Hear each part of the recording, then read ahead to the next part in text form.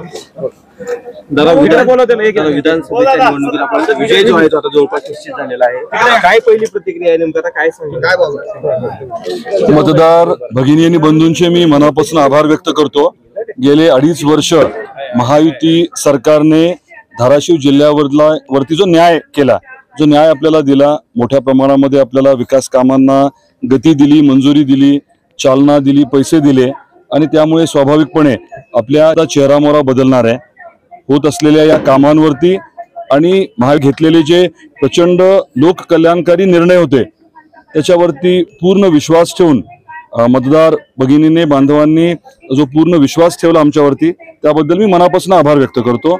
सर्व आमचे नेते कार्यकर्ते महायुतीचे त्यांनी जे अतिशय ताकदीने हा पूर्ण इलेक्शनचा लढा, ही प्रक्रिया पूर्ण जी अतिशय उत्कृष्टपणे राबवली त्यांचे देखील मी मनापासून आभार व्यक्त करतो।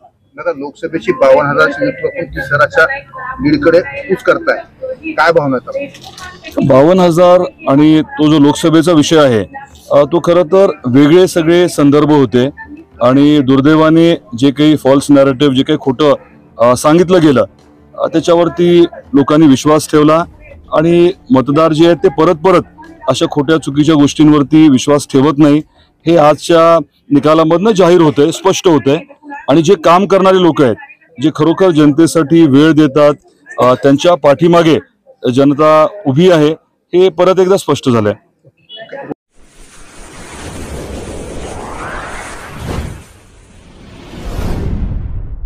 वीर महाराष्ट्र न्यूज चॅनलला लाईक आणि सबस्क्राईब करा। धन्यवाद।